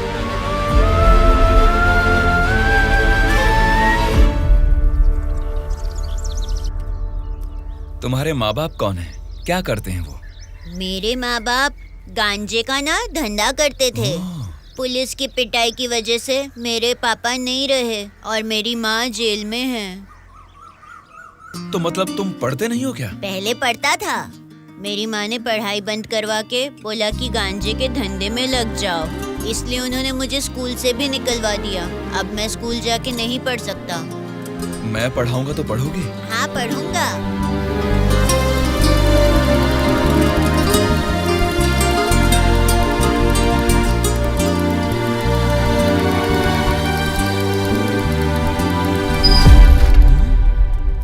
क्या कर रहे हो? स्कूल के बच्चों को दारू बेचना गलत बात है, वो भी इतने छोटे बच्चों को। 18 से कम उम्र वालों को दारू नहीं बेचनी। पता है ना तुम कानून का उल्लंघन कर रहे हो। कौन मैं? कानून की आंखों पर तो पट्टी बंदी है। पट्टी निकालो और अपने पीछे जेब में डाल दो। सिगरेट की दुकान स्कूल के बाजू में हो सकती है, मेरी वाइन शॉप नहीं हो सकती। मैंने कानूनन लाइसेंस लेके ये शॉप यहाँ खोली है। वैसे ही धंधा नहीं होने से हम परेशान हैं और तुम यहाँ आकर उपदेश देकर टाइम और धंधे की वाट लगा रहे हो। पढ़ाई करने वाले बच्चों को ही नहीं, पैसा मिलेगा तो दूध पीने वाले बच्चे को भी दारू बेचूंगा मैं, समझा तू? मेरा धंधा ही धर्म है। एक तो गलत काम कर रहे हो, ऊपर से चिल्ला रहे हो। हाँ चिल्लाऊंगा, क्या कर लेगा तू?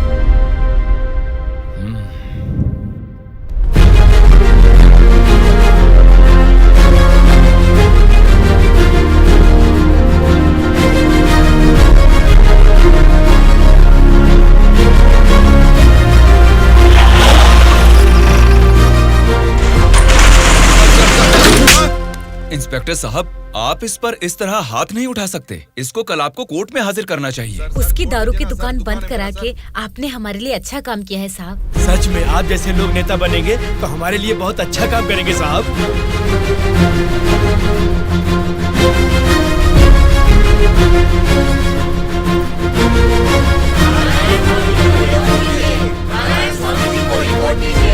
उस दिन जनता ने नारायण स्वामी को बहुत अच्छी मेजॉरिटी से जिताया था।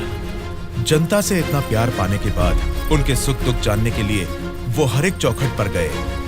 तभी उनको पता चला कि उनके क्षेत्र से गुजर रही गोदावरी नदी का पानी ना तो जनता को सिंचाई के लिए और ना ही पीने के लिए मिल रहा है। उन्होंने इस मामले को लेकर सरकार की नाकामियों के खिलाफ आवाज उठाई। उस चुनाव क्षेत्र की रेडियस कितनी है, वहाँ के भौगोलिक हालात क्या है, वहाँ के मौसम से कितनी बुआई करनी पड़ेगी जिससे किसानों को अच्छी पैदावार मिले, ऐसे बहुत सारे समस्याओं पर एक किताब ही लिखकर जनता के बीच में गए और उनसे बात की। सच कहूँ तो आज मैं नहीं जीता, बल्कि मुझे जिताकर आप सब ने लोकतंत्र को जिताया है। इस बदलाव से देश की राजनीति में एक नई शुरुआत होगी। मेरे हाथ में जो किताब देख रहे हैं, इसमें हमारे चुनाव क्षेत्र की कमियों, आप सभी की जरूरतों और उनको मैं कैसे पूरा कर सकता हूँ, इसमें मैंने ये सब लिखा है। आज से ये हमारे चुनाव क्षेत्र का संविधान है। मैं असेंबली में खड़े होकर आपकी इन सभी समस्याओं के लिए लड़ूंगा। मैं आने वाले 5 सालों में हमारे चुनाव क्षेत्र की गतिविधियां बदलने के लिए भरी असेंबली में पूरी सच्चाई के साथ लड़ूंगा और ये मेरा आप सबसे वादा है।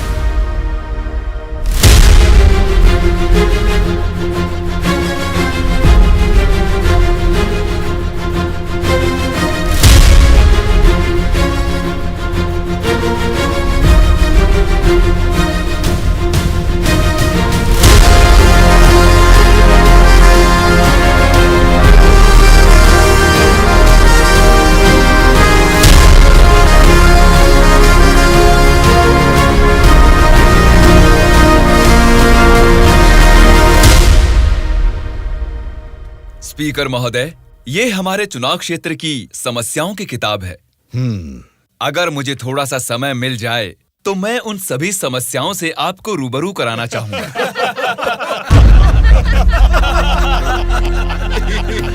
अरे आप लोग हंस क्यों रहे हैं? मैंने कोई कॉमेडी की है क्या? नहीं ना, हंसना बंद कीजिए। अध्यक्ष महोदय, नारायण स्वामी जी को देखकर ऐसा नहीं लगता कि असेंबली में आए हैं, किताब लेकर स्कूल में पढ़ने आए हैं ऐसा लगता है। अरे ये आप क्या कह रहे हैं? इसमें हमारे चुनाव क्षेत्र की समस्याएं लिखी हैं।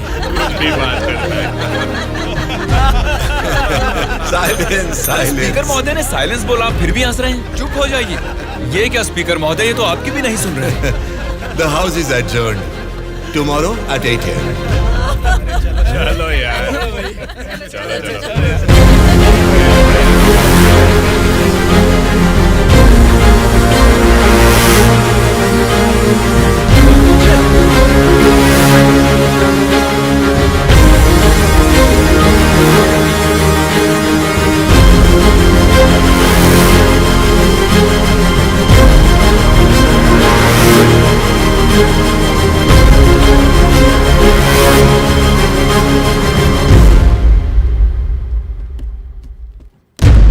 भास्कर रेड्डी जी, आज का अधिवेशन आपसे शुरू करते हैं।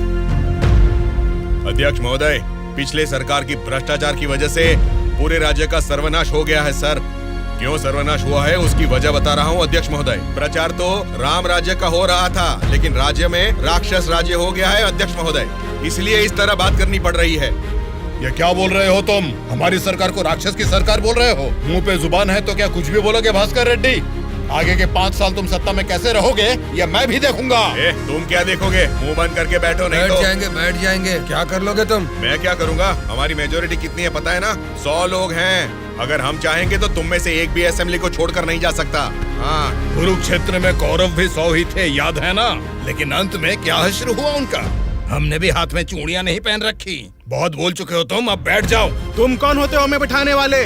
तेरे सामने ही बोल रहा हूँ, अगर हमें गुस्सा आ गया ना तो असेंबली छोड़ के कोई भी बाहर नहीं जा पाएगा, कह रहा हूँ।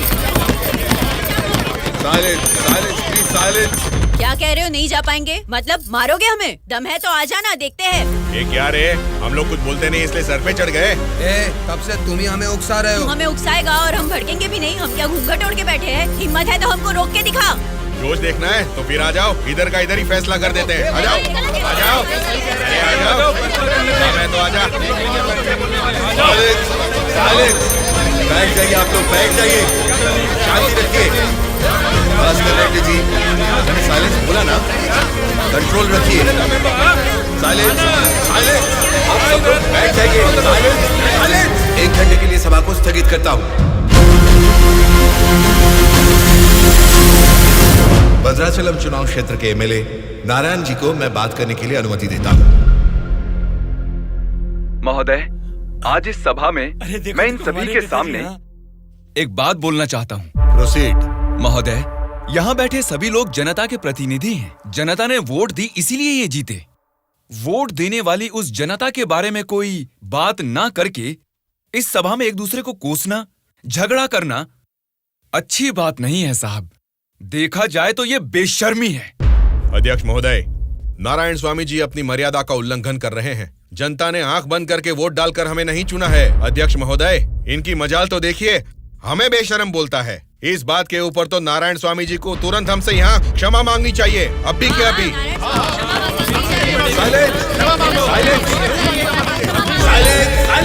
भास्कर रेड्डी जी, अरे मैंने तो लोकतंत्र की बेशर्मी बोला था, आपको बेशरम नहीं बोला। देखिए, इन क्षमाओं और झगड़े से सभा के समय को बर्बाद करने की बजाय हमें मिलकर जनता की जरूरतों और समस्याओं के बारे में बात करनी चाहिए। मतलब हम यहाँ झगड़ा करने आए हैं क्या? हमारे मुख्यमंत्री और हमें जनता का पालन कैसे करना है तुम बताओगे?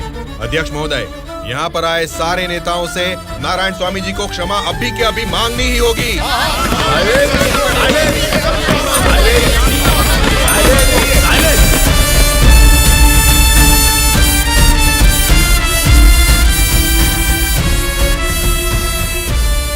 उनके बर्ताव से तुम क्यों दुखी हो रहे हो? सब ठीक हो जाएगा साहब, एक बार फिर आपको बोलने का मौका जरूर मिलेगा साहब। गूंगे को माइक पकड़ा देंगे तो कुछ फायदा थोड़ा ही होगा। जितने भी मौका देंगे होने वाला कुछ नहीं है। सोच समझ के तो बात ही नहीं कर पाता है ये। गोलू, क्या बात कर रहा है तू? पागल हो गया है क्या? मुंह बंद करके यहाँ से निकल जा, जा। उसकी बातों का बुरा मत मानिएगा साहब। उसने कुछ भी गलत नहीं कहा सुबैया। तुम उसकी बातों में गुस्सा देख रहे हो और मैं उन बातों के पीछे छिपी वजह।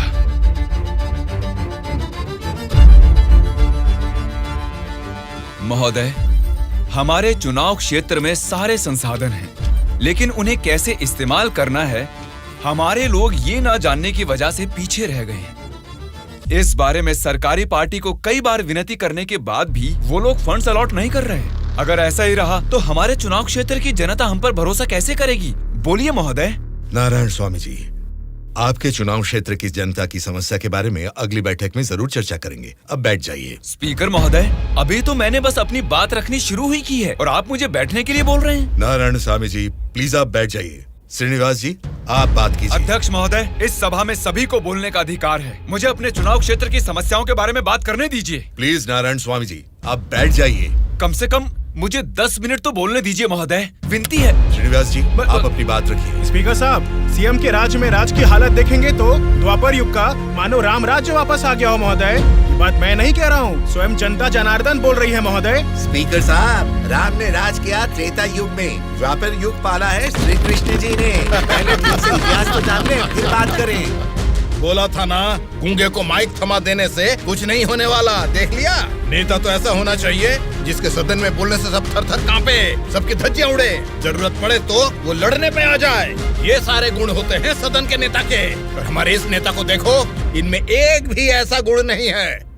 हम सभी लोगों ने अपनी पढ़ाई लिखाई बंद करके आपको इलेक्शन जितवाया था। किस लिए? ताकि हम सब लोग बेरोजगार बैठे रहे, कुछ ना करें। लेकिन आपको देख के तो लगता नहीं है कि आप हमारी समस्याओं को दूर कर पाएंगे। ऐसा बोल रहा हूँ बोल के कुछ गलत मत समझिए। असेंबली में गला फाड़ के चिल्ला के बात करने वाले को ही नेता बोलते हैं। एक जुझारू नेता ही हमारी समस्या को सुलझा सकते हैं। एक सलाह देता हूँ, एमएलए पद से ना आज ही इस्तीफा दे दो। भद्राचल के चुनाव क्षेत्र के एमएलए नारायण स्वामी जी को बात करने के लिए अनुमति देता हूँ। अध्यक्ष महोदय, हमारे चुनाव क्षेत्र के चारों ओर पानी ही पानी है, लेकिन एक घूंट भी पीने लायक नहीं है महोदय। वहाँ के लोगों की स्थिति बहुत खराब है महोदय, जरा उनके बारे में कुछ सोचिए। और सिर्फ एक यही समस्या नहीं है साहब, शिक्षा, चिकित्सा, रोड, मैं तो कहता हूँ पूरा क्षेत्र समस्याओं ही समस्याओं से भरा है महोदय। इसीलिए मेरी आपसे विनती है कि अध्यक्ष महोदय, नारायण स्वामी जी के चुनाव क्षेत्र में सिर्फ और सिर्फ जनता को ही सारी समस्याएं हो रही है, लेकिन इनके राज्य में सरकार बनाने वाली पार्टी के गुंडों की वजह से वहाँ के जनता की जान जा रही है। अध्यक्ष महोदय, सत्ता इनके हाथ में है और पैसे बनाना ही इनकी पार्टी का मकसद है। दरअसल सत्ता में रहकर इन्हें अपनी दारू की दुकानें चलानी है और सारा इल्जाम हम पे थोपना है। अध्यक्ष महोदय, हम सिर्फ दारू की दुकान ही चला रहे हैं साहब। ये विपक्ष के लोग जब सत्ता में थे तब सीधा ब्रोथेल हाउस ही चला रहे थे। हाँ साहब, ये सही कह रहा हूँ मैं। जरा उनको देखिए, बोलते कुछ है करते कुछ और है। देखिए सर, ये कैसी बातें कर रहा है, कितना गिरा हुआ आदमी है ये अध्यक्ष महोदय। Silence, silence. मैंने क्या गलत कह दिया अध्यक्ष महोदय? ये रमा देवी कौन है, क्या चरित्र है इनका? एक जमाने में रेड लाइट एरिया में उन्होंने क्या गुल खिलाए हैं सब जानते हैं।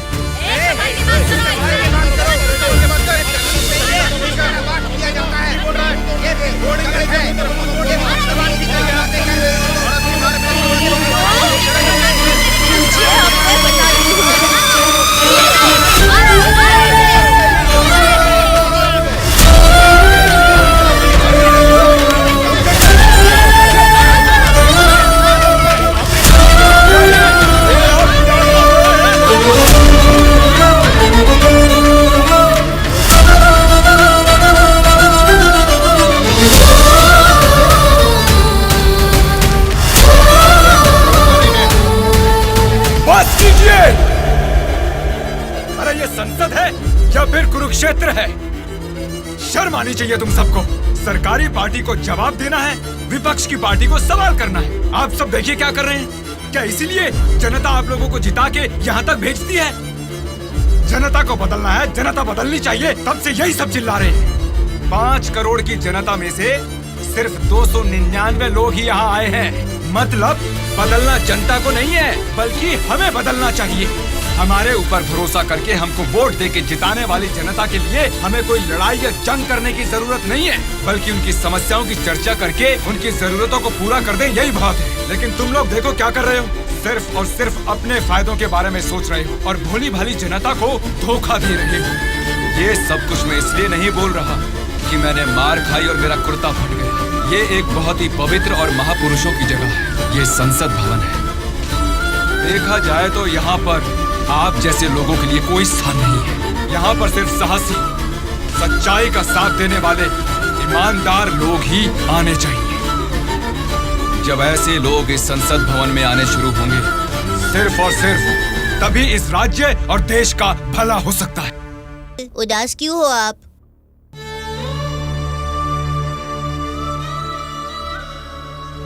मैं हार गया। जनता से वादा करके उसे ना निभाने वाला नालायक बन गया मैं। क्या हो गया अंकल, आप ऐसे क्यों बात कर रहे हैं? सत्ता में आते ही हम कुछ भी कर सकते हैं सोचने वाले नेताओं को बदलना होगा। जब तक ऐसा नहीं होगा, हमारा यह समाज कभी नहीं बदलेगा। ऐसा है तो मैं उनको बदलूंगा अंकल। क्या कहा? तुम बदलोगे? हाँ अंकल, मैं बदलूंगा। तो ठीक है, चलो मुझसे ये वादा करो। मैं वादा करता हूँ अंकल, उन सब को मैं सच में बदल दूंगा।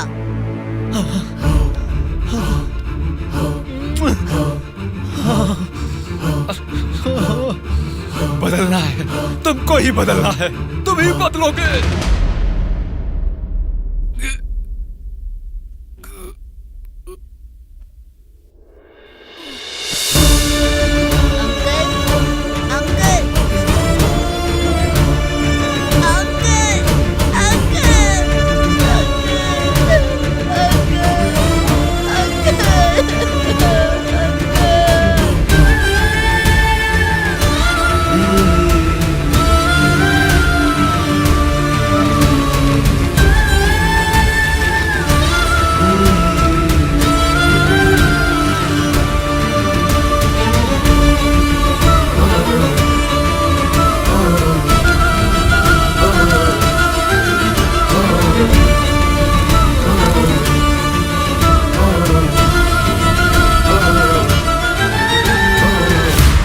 जनता जी के साथ किसी ने क्या किया उससे हमारा क्या लेना देना? हम लोग जनता की सेवा करने वाले हैं, हमें यहाँ बुलाकर तकलीफ देना ठीक बात नहीं है। जनता की सेवा? क्या जनता की सेवा करते हैं आप लोग? एक एक करके बताइए। हर महीने बुजुर्गों को राशन मिल रहा है, और यही नहीं, अपाहिजों को हर महीने पेंशन दिया जा रहा है, बेरोजगारों को बेरोजगारी भत्ता दिया जा रहा है। इतने अच्छे काम कर रहे हैं, ये सब सेवा नहीं है क्या? जनता की सेवा करने का मतलब टाइम पर राशन का चावल और दाल देना है क्या? नहीं ना। 20 साल के लड़के को बेरोजगारी भत्ता क्यों देना? वो मेहनत नहीं करेगा क्या? 2 एकड़ जमीन वाले किसान को राशन क्यों देना? वो फसल उगा नहीं सकता क्या? आप लोगों की मेहनत करने की काबिलियत को मारकर उनकी पैदावार करने की क्षमता को बुरी तरह कुचल रहे हैं। जिस दिन आप लोग जनता को मुफ्त की चीजें देने के बजाय उनको ये बताएंगे कि मेहनत करना ही बेहतर है, उसी दिन आप लोग जनता की सच्ची सेवा कर पाएंगे सर। मतलब हम पर बिना यकीन के जनता हमको जिता रही है। आपका नाम मारुति राव है ना? हाँ हाँ।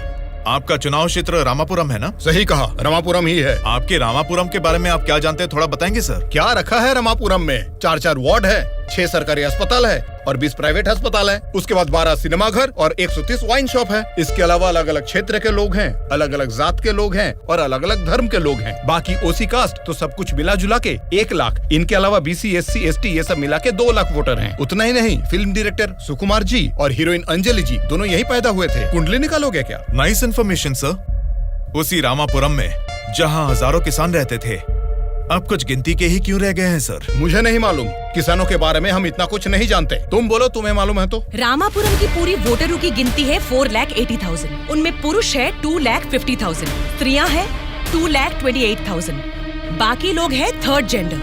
वहाँ बारिश और पानी की सुविधा ज्यादा होने के कारण धान और गन्ना जैसे फसलों के लिए वो जमीन अनुकूल है। अब हम प्रॉब्लम की बात करेंगे। रामापुरम मेन सेंटर में एक बड़ी डंपिंग यार्ड है और वहाँ के रोड्स के बारे में हम आपको जितना कम बताएं उतना ही अच्छा है। ये सरकारी पार्टी की MLA है, आपकी पूछताछ सही है, लेकिन हम तो विपक्ष के हैं ना, हमें इनके साथ क्यों उठा के लाए? एक विपक्षी पार्टी होने के नाते आपको गवर्नमेंट का सपोर्ट नहीं है, लेकिन आवाज उठाने के लिए असेंबली तो है ना। समस्याओं पर वहाँ क्यों नहीं बात करते? जनता ने वोट देकर आपको असेंबली इसलिए भेजा क्योंकि उनको यकीन था कि उनकी कुछ भलाई होगी, लेकिन पेट्रोल के बढ़ते रेट की आपको परवाह नहीं, बढ़ते ब्याज की आप बात ही नहीं करते। किसानों की आत्महत्या आप लोगों के लिए कोई मुद्दा ही नहीं है। बदलना है, अपने सोचने का ढंग बदलना है, हमारे बर्ताव का तरीका बदलना है। हमें बदलने को बोल रहे हो, ठीक है, जनता की क्या बात है? वो नोट लेके वोट नहीं दे रहे क्या हमें? उनको क्या बोलोगे? पैसे लेकर वोट डालना आखिर जनता को सिखाया किसने? आप जैसे नेताओं ने ही ना। वोट पर नोट की आशा रखने वाले ही नहीं हैं, वोट का इंसाफ चाहने वाले लोग भी हैं। आप क्या करते हैं? ऑटो चलाता हूँ। तो फिर ये पोस्टर क्यों चिपकाया है? नारायण के लिए इतना भी नहीं करेंगे तो अच्छा नहीं लगेगा। ऐसा क्यों? नारायण जी से आपको इतना लगाव किस लिए? वो हमारी तकलीफों को समझता है। वो सत्ता में आएगा तो बहुत लोगों को काम मिलेगा, हमारे गांव की तरक्की होगी। इतना भरोसा है? बिल्कुल भरोसा है। अगर उसने वादा कर दिया तो करके ही दिखाएगा। जब हमारे MLA चिनकोटा जी को अरेस्ट किया गया था, मेरे पति ने उनको छुड़ाने के लिए धरने पर पेट्रोल से खुद को जला लिया था। तो चिनकोटा जी ने क्या किया था? वे बोले थे कि सरकार में आते ही बात करके पैसा दिलाएंगे। मिला क्या? उन्होंने जबान दिया था, वादा तो वादा ही होता है ना। आपके दिए गए वादे जनता के सामने सिर्फ कहानियां बनकर रह गई हैं। कम से कम अब तो बदल जाइए। पार्टी बदलने के एजेंडा जैसे नहीं, जनता की तकदीरें बदलने वाले एजेंडा बन जाइए। अगर अब भी आप लोग नहीं सुधरोगे और ऐसा ही करते रहोगे तो यहाँ से कोई भी जिंदा बाहर नहीं जाएगा। सूर्या, इनको समझाने का कोई फायदा नहीं है, ये लोग ऐसे ही रहेंगे। मेरी बात मानो, सबको मार डालो। अरे रुको भाई, रुको। ब्रदर, अगर आपको मारना है तो हमें मार दीजिए, लेकिन मरने से पहले हम सब बदलना चाहते हैं। हमको एक चांस तो दीजिए। इतने दिन जनता के पैसे कैसे लूटना है यही सोचते थे, अब एक मौका दे दो हमें।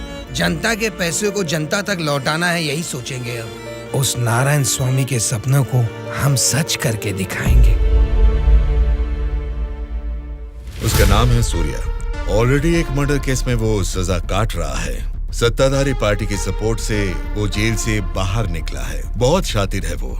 बड़ी होशियारी से वो दोनों पार्टियों के MLA को किडनैप करके लेके गया है। उसका प्लान क्या है, उसने क्यों किडनैप किया है, उसके सिवा और किसी को पता नहीं है। समझ गया सर। वो जहाँ भी हैं, सब MLAs को सेफली लाने की जिम्मेदारी मेरी।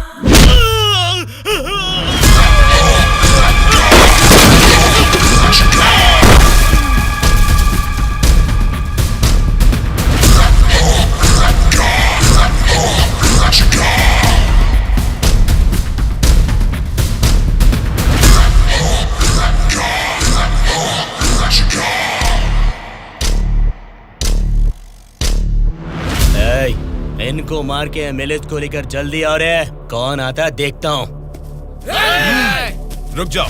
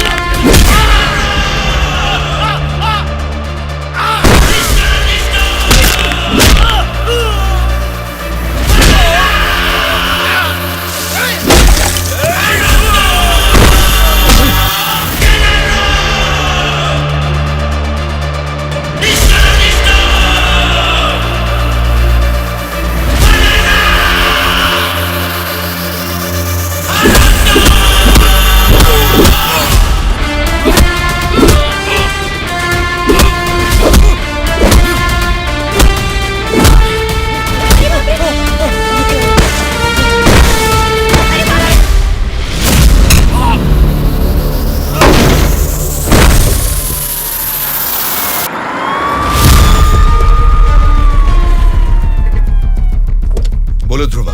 सॉरी सर, लगता है हमारे आने की खबर उनको पहले ही लग गई। What? हाँ सर, जब तक हम पहुंचे वो सब एमएलए को लेकर यहाँ से चला गया। तो अब क्या होगा? आज शक्ति परीक्षण है। आज अगर एमएलए को नहीं ला पाएंगे तो स्टेट पे एक बड़ा इशू बन जाएगा। तुम किसी भी कीमत पर उन एमएलए को यहाँ ले आओ। Okay sir, I will try my level best.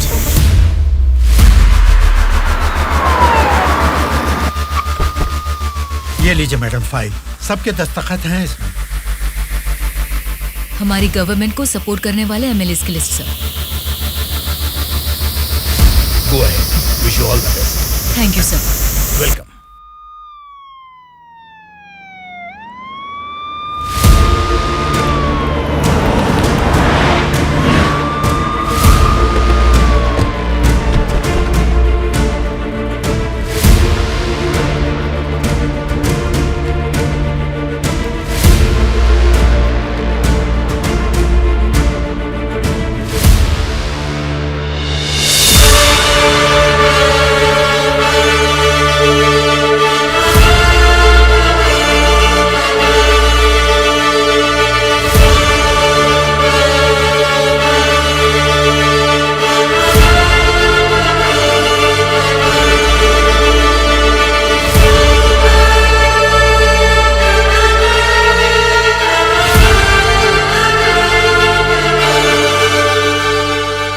राज्य में पहली बार महिला चीफ मिनिस्टर बनने के लिए congratulations Shyamala Bharti ji. Best wishes. Thank you. एक आदमी के अच्छे काम की वजह से आज हम सभी लोग एक नई सोच के साथ इस असेंबली को देख रहे हैं। ये बात तो हमें मानना ही पड़ेगा। ये सदन पवित्र मंदिर जैसा है। इसकी गरिमा के लिए हमें सभ्य बर्ताव करना ही पड़ेगा। सबसे पहले मैं विपक्ष पार्टी से दरख्वास्त करूंगा कि उनके पास जनता की जो भी समस्याएं हैं उसका जिक्र इस सदन में करें। अध्यक्ष महोदय, असेंबली का सत्र चालू होने का आज पहला दिन है और पहले ही दिन विपक्ष पार्टी के सदस्यों को पहले बोलने का मौका देने के लिए मुख्यमंत्री जी को, स्पीकर साहब को मेरी तरफ से और मेरी पार्टी की तरफ से धन्यवाद देना चाहूंगा। पिछले 2 सालों में कोरोना महामारी ने जनता के जीवन को अस्त व्यस्त बना दिया है। जनता के स्वास्थ्य के बारे में अब समय आ गया है कि हम जाग जाएं। उसके लिए गरीब लोगों को इंसाफ दिलाने के लिए सारे विपक्ष की तरफ से मैं प्रार्थना करता हूं। इस मुद्दे पे मैं राज्य के मुख्यमंत्री श्यामला जी से दरख्वास्त करूंगा कि कुछ बोलें। अध्यक्ष महोदय, सबसे पहले बिना झगड़ा किए ऐसे अच्छे वातावरण में जनता की भलाई के लिए और उनकी उन्नति के लिए एक उपयोगी बिल को इस सभा में प्रस्तुत किया गया है, जिसके लिए विपक्ष पार्टी के नेता राम मोहन राव जी का और उनकी पार्टी का मैं अभिवादन करती हूँ। आम जनता को भी बेहतरीन इलाज मिल सके, फिर चाहे वो 10 रुपए का हो या फिर 10 लाख का, उनको मिलना चाहिए। इसी सोच को आगे बढ़ाते हुए आप सबके समक्ष इस फाइल पर मैं सबसे पहले दस्तखत करती हूँ।